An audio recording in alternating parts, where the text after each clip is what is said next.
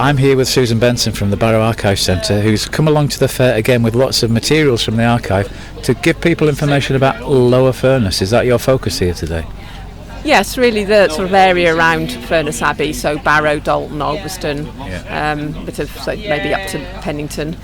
So yes, I've bought various books and photocopies of photographs relating to these areas because I'm not allowed to bring out the originals. No, well you can't really just say I'll just grab a bag and bring things which are precious, can you? That's right. So these are all photocopies. The maps, you've got loads of OS maps dating back to when? 1851, which is the first OS map for this area. Right, there were maps before that though, yes, so there's Yates's map and Tide's map, yes.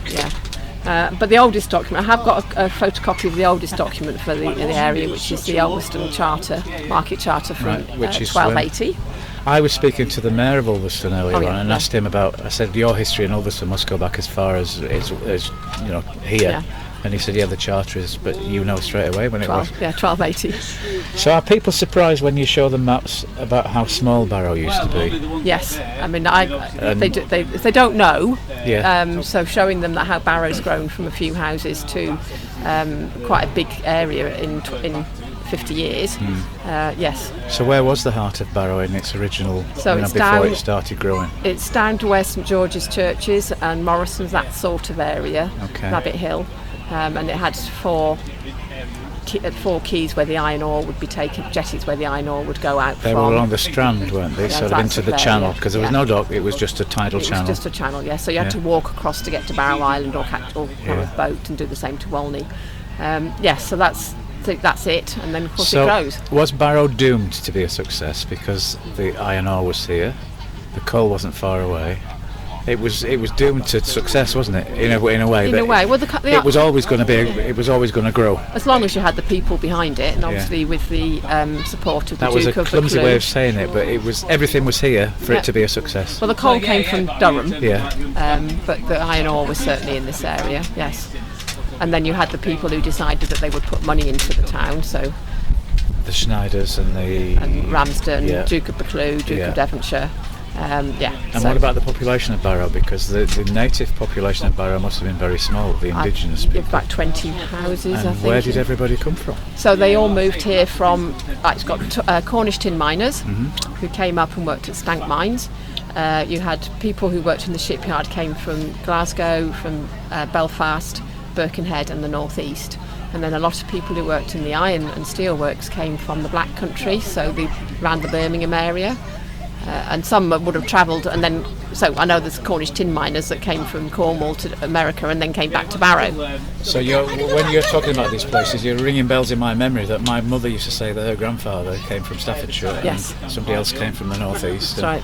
So we're a mixture, we're a melting pot of all sorts of... So people who say their family have always lived in Barrow... They haven't. They haven't, no. Unless they're very lucky they can trace back to one of the original ones, Barrow Archive Centre, do you have archives just related to Lower Furness, or do you hold things from the wider country? We cover wider county. We cover the Furness area, so what was Lancashire till 1974. Yeah, it still is in my head. Plus a bit of sort of the Duddon Valley and Millom. We used to have a bit further up the coast, but they owned Whitehaven, so we lost that bit.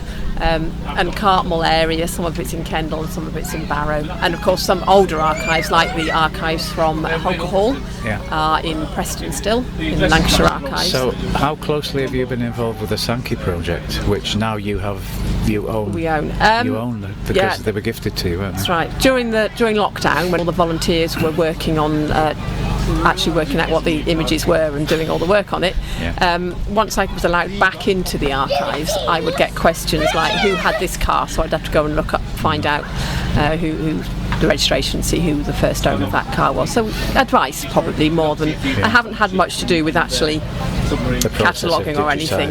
But I mean, we've run talks. I did a training session, and we have people coming to give talks based on the Sankeys, and that's on. They are now belong to the Cumbria Archive because the family wanted them to be there. So which was a lovely gesture. It was. The glass negatives are in Carlisle, and you won't look at those because they've been digitised. But the postcard books we have down in Barrow. Wow. And then we also have a large collection of postcards, most of which are Sankey, that the local studies had. So they've now been catalogued by a volunteer of mine, and I've got about 3/4 of those actually on our online catalogue, so that you can see you can't see images, but you can see that we've So got I've them. not realised. Look there, your website, yours an online catalogue. We have an online catalogue. So different to the Sankey Archive. Oh website. yes, yeah. So we have it's called Cascat, Yeah. Cumbria Archive Service catalogue, and so people can go on that and put in keywords and see what sort of what documents we've got. You can't see an image of the documents, but you can only see that we have something. And then you can come in and. Then you can come in and it's all free. It's a handy research tool. Yeah. So All free. all free. Dan from Greenlane Archaeology. You're here next to the Cumbria Archive, Barrow Archive. Greenlane Archaeology. Tell us a little bit about that. Well, we're a company based in Ulverston. We've been going for about nearly 20 years now. And we mainly do commercial work connected to developments and that kind of thing. So obviously when people are building houses or whatever they need to build, we go in and deal with the archaeology on the site and effectively sort out their planning. So you're hands-on digging? Yeah, sometimes, and surveys and desk-based stuff and all sorts, yeah. So do you use the ground penetration? Well, sometimes, yeah. You've got all that technology. Well, we don't do that hand. ourselves, but we get other people Yeah. to do it, yeah. Right. And but we tend to do a bit of everything, really. So where are you called across the country? Well, mostly the northwest, and we try and stay in that kind of area, really. Okay, I mean, I try not to get too far from home now if I can help it. So how come you're based in Ulverston? Yeah, That's the one base for the company. Yes, yeah. You don't have offices. No, anywhere else?